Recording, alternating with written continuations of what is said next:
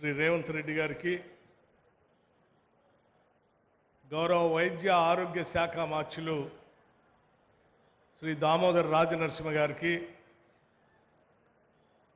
Incharge మంత్రివర్యులు శ్రీ పొన్నం ప్రభాకర్ గారికి, పెద్దలు ప్రభుత్వ సలహాదారు శ్రీ కేశవరావు గారికి, మరో ప్రభుత్వ సలహాదారులు వేం నరేందర్ రెడ్డి గారికి, శాసన మండలి సభ్యులు వెంకట్ గారికి, శాసన సభ్యులు రామచంద్ర నాయక్ గారికి, మాజీ మంత్రివర్యులు శాసనసభ్యులు మిత్రులు నాగేందర్ గారికి, మరో శాసనసభ్యులు నాగరాజు గారికి, మరో శాసనసభ్యులు మురళీ నాయక్ గారికి, వేములవాడ శాసనసభ్యులకి, ఇంకా వేదిక మీద ఉన్నటువంటి ఇతర కార్పొరేషన్ చైర్మన్లకి, మిగతా మిత్రులకి, ముఖ్యంగా రాష్ట్ర ప్రభుత్వం సంవత్సర కాలం పూర్తి చేసుకున్నటువంటి సందర్భంలో పెద్ద ఎత్తున రాష్ట్రంలో ఉన్నటువంటి నిరుద్యోగ యువతీ యువకుల కోసం ఉద్యోగ నియామకాలు చేపట్టి వారందరి కలలు నిజం చేయటం కోసం చేస్తున్న కార్యక్రమంలో భాగంగా ఈనాడు ప్రభుత్వ ఉద్యోగ నియామకాలు పత్రాలు తీసుకుంటున్నటువంటి దాదాపు 466 మంది సివిల్ అసిస్టెంట్ సర్జన్స్కి మరియు ఫుడ్ సేఫ్టీ ఆఫీసర్స్కి, అట్లాగే రాష్ట్ర ప్రభుత్వం యావత్తూ కూడా ప్రభుత్వం దృష్టి సారించి వైద్య ఆరోగ్య శాఖ ద్వారా అనేక రకాలైనటువంటి సదుపాయాలు పొందుతున్నటువంటి స్నేహితులందరికీ కూడా ముందుగా నా హృదయపూర్వకమైనటువంటి నమస్కారాలు. స్నేహితులారా, దామోదర్ రాజనరసింహ గారి ఆధ్వర్యంలో ఉన్నటువంటి ఈ శాఖ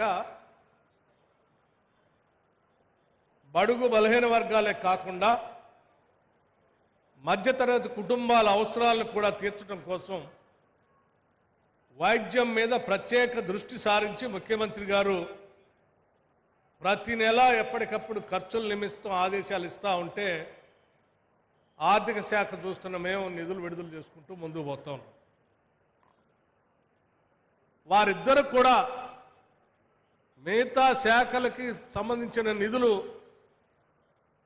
కొంత 1-2 రోజులు ఆలస్యమైనా ప్రజా ఆరోగ్యానికి సంబంధించిన నిధులు మాత్రం ఒక్కరోజు కూడా ఆలస్యం కావటానికి వీల్లేదని చెప్పి ఈ ప్రభుత్వం ఏర్పడిన దగ్గర నుంచి ప్రతి నెల టంచనగా నిధులు రిలీజ్ చేస్తూ వైద్య శాఖ పైన ప్రత్యేక దృష్టి సారించి ముందుకు పోతుందని చెప్పడానికి నేను చాలా సంతోషిస్తూ ఉన్నాను. గ్రామీణ ప్రాంతం నుంచి వచ్చినటువంటి వ్యక్తిగా ప్రభుత్వ వైద్యశాలల్లో వైద్యాలు చేపించుకునేటువంటి ప్రజల కష్టసుఖాలు తెలిసినటువంటి వ్యక్తిగా ఈ ప్రభుత్వం చేస్తున్నటువంటి నిర్ణయాల్ని నిజంగా పేద ప్రజలు, మధ్యతరగతి కుటుంబాలు, గ్రామీణ ప్రాంత ప్రజలందరూ కూడా మనస్ఫూర్తిగా ఆహ్వానించడమే కాకుండా అభినందించాల్సినటువంటి అవసరం కూడా ఉందని నేను చాలా స్పష్టంగా భావిస్తూ ఉన్నాను. ఎందుకనంటే గ్రామీణ ప్రాంతాల్లో కానీ పేదవాళ్ళు కానీ మధ్యతరగతి కుటుంబాలకు సంబంధించినటువంటి వాళ్ళు కానీ ఆయా కుటుంబాల్లో ఏదైనా అనారోగ్యానికి గురైతే వైద్యం చేపిస్తే బతుకుతాడని తెలిసి కూడా చేపించలేనటువంటి స్తోమత వాళ్ళకి అనుకూలించకపోవటం వల్ల ఆ చెట్టుకో పుట్టకో దండం పెడుతూ ఆ దేవుడు నువ్వే రక్షించాలని నేను వైద్యం చేపించలేకపోతా ఉన్నాను, చేపిస్తే బతుకుతాడని తెలిసి కానీ నా దగ్గర ఆర్థిక సదుపాయం లేదని చెప్పి ఆ చెట్టుకో పుట్టకో దండం పెట్టేటువంటి పరిస్థితుల నుంచి ఏం ఇబ్బంది పడాల్సిన అవసరం లేదు. సంవత్సరానికి 10 లక్షల రూపాయల వరకు అయినా సరే, ఖర్చు అయినా సరే రాజీవ్ ఆరోగ్యశ్రీ ద్వారా మేము వైద్యం చేసి నేను బతికించుకోగలం అనే నమ్మకాన్ని ఈ రాష్ట్ర ప్రభుత్వం అధికారంలోకి రాగానే 10 లక్షల వరకు రాజీవ్ ఆరోగ్యశ్రీ కార్యక్రమాన్ని పెంచి అమలు చేస్తూ ముందుకు పోతూ ఉన్నాం. అందుకే ఈరోజు రాష్ట్రంలో ఉన్నటువంటి పేద మధ్యతరగతి కుటుంబాలకు సంబంధించినటువంటి వాళ్ళందరూ కూడా చాలా సంతోషంగా, ధైర్యంగా కూడా జీవించగలుగుతూ ఉన్నారు. దాని తోడు ప్రభుత్వానికి సంబంధించినటువంటి ఆసుపత్రులన్నింటినీ కూడా ఎక్విప్మెంట్ బాగా ఇచ్చి, మందులు టెన్షన్గా ఇచ్చి, అక్కడ పనిచేస్తున్నటువంటి వైద్యులకు జీతాలు ఇచ్చి, పనిచేస్తున్నటువంటి పోస్ట్ గ్రాడ్యుయేట్ స్టూడెంట్స్కి స్టైఫండ్ కూడా ఇస్తూ ఈ ప్రభుత్వం వైద్యం మీద ప్రత్యేక దృష్టి సారించి ముందుకు పోతుంది అని చెప్పడానికి సంతోషించడే కాదు, గర్విస్తూ ఉన్నాం.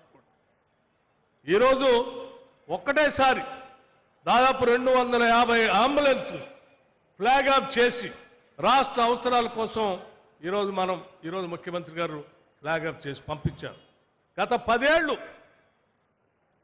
ఆరోగ్యశ్రీని పట్టించుకోలే, ప్రభుత్వ దవాఖానాలను పట్టించుకోలే, మందుల బిల్లులను పట్టించుకోలే, హాస్పిటల్లో రిక్రూట్మెంట్ చేయలే, డాక్టర్ రిక్రూట్మెంట్ గురించి ఆలోచన చేయలే, నర్సింగ్ స్టాఫ్ గురించి ఆలోచన చేయలేదు. ఏమీ చేయకుండా ప్రజా వైద్యాన్ని గాలికి వదిలేసినటువంటి టీఆర్ఎస్ పార్టీ 10 సంవత్సరాలు పరిపాలన చేసి ఈరోజు తగుదనమ్మ అని బజారు రోడ్డు మీదకి వచ్చి అడ్డగోలుగా మాట్లాడుతూ ఉన్నారు. నేను అడుగుతా ఉన్నాను, మీరు దాదాపు 10 సంవత్సరాలు ఈ రాష్ట్రాన్ని పరిపాలన చేశారు.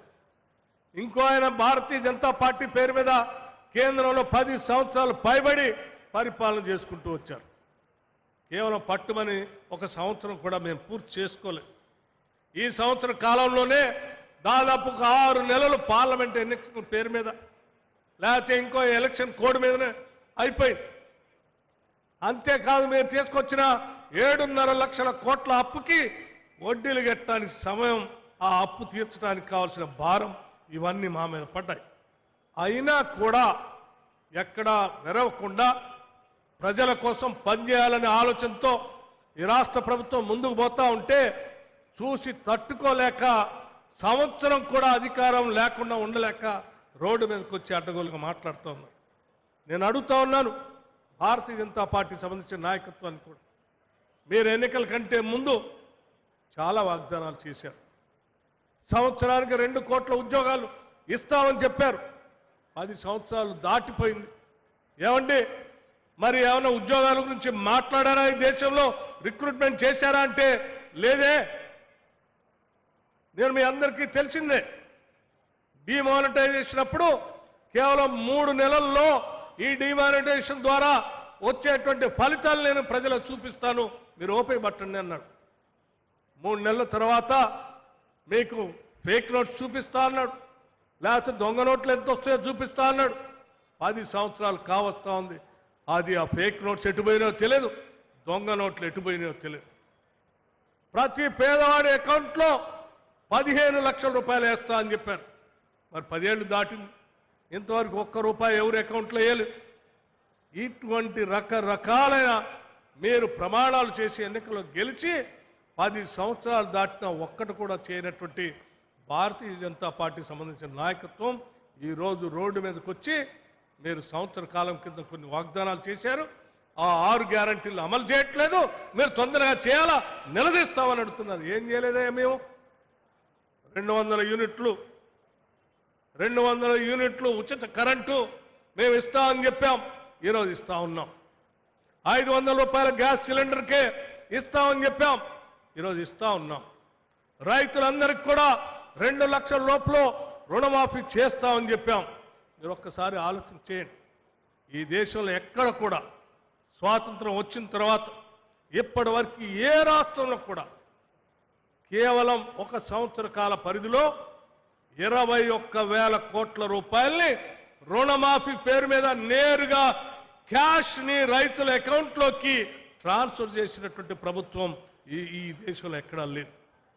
అది కేవలం ఈనాడు ఈ రాష్ట్రాన్ని పరిపాలన చేస్తున్నటువంటి ఇందిరమ్మ ప్రభుత్వం, రేవంత్ రెడ్డి గారి నాయకత్వంలో ఉన్నటువంటి ముఖ్యమంత్రిగా ఈ రాష్ట్ర మంత్రిమండలి మొత్తం కూడా నిర్ణయం తీసుకొని మనం మాటిచ్చాం, మాట తప్పకూడదని చెప్పి ఎన్ని ఇబ్బందులున్నా 21,000 కోట్ల రూపాయల్ని రైతులకు రుణమాఫీ కింద ఇచ్చాం. ఇందిరమ్మ ఇళ్ల కోసం మనం పండగ సందర్భం, దీపావళి పండగ సందర్భంగా మొదలుపెట్టాం. ఇట్లా చెప్పుకుంటూ పోతే కేవలం 10 నెలల్లోనే 55,000 మందికి ఉద్యోగ అవకాశాల నియామక పత్రాలతో సహా ప్రజలకు అందించాం. ఇన్ని చేసుకుంటూ పోతా ఉంటే పని లేనటువంటి భారతీయ జనతా పార్టీ వాళ్ళు రోడ్డు మీదకి వచ్చి వాళ్ళు అట్లా మాట్లాడతారు. 10 సంవత్సరాలు ఈ రాష్ట్రాన్ని సర్వనాశనం చేసి ఉద్యోగ నియామకాలు లేవు.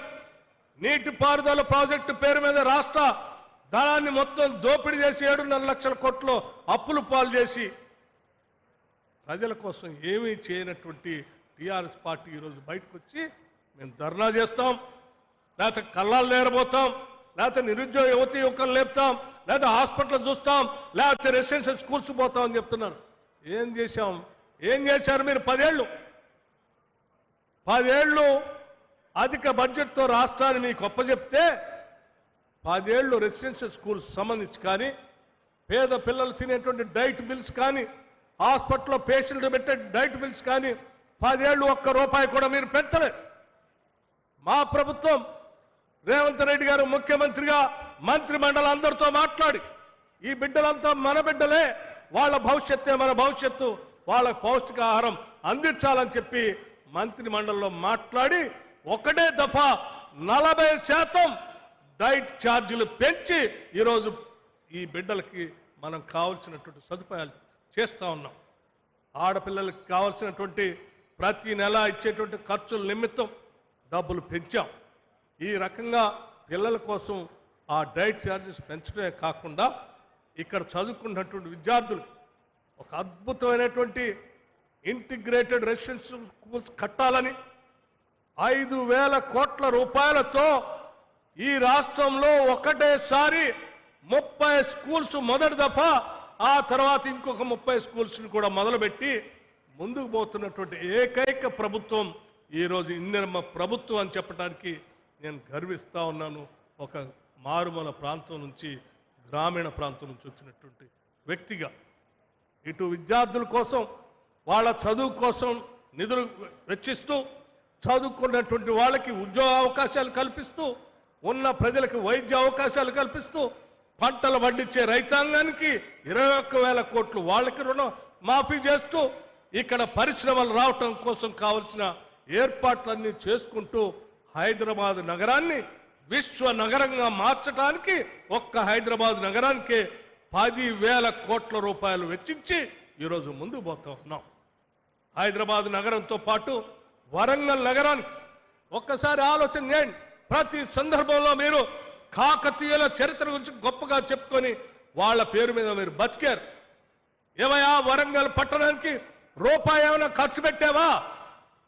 గత 15 రోజుల క్రితం ఈ మంత్రి మండలి మొత్తం వరంగల్ పట్టణానికి వెళ్ళి దాదాపు 6,000 కోట్ల రూపాయల్ని ఒక్క వరంగల్ నగరాన్ని అభివృద్ధి చేయడం కోసం ఆడ ప్రారంభోత్సవ కార్యక్రమాల్ని, పునాదు కార్యక్రమాల్ని వేసొచ్చినటువంటి ఘనత ఈ రాష్ట్ర ప్రభుత్వానిదని చెప్పి ఈ సందర్భంగా మనవి చేస్తూ, ఈ రాష్ట్రాన్ని అభివృద్ధి చేయటం, చేసే విధానాన్ని చూడటం తట్టుకోలేక, ఆ ఇళ్లలో పడుకోలేక, రేపు అసలు ఏమి అగమ్య గోచరంగా ఉన్నటువంటి వాళ్ళ జీవితం ఏమైపోతుందనేటువంటి ఆందోళనతో బజారును పడి ప్రజలను రెచ్చగొట్టి, ఆ ప్రజల్లోంచి కొంత సానుభూతి పొంది రాజకీయంగా బతకాలనే ప్రయత్నం చేస్తూ ఉన్నారు.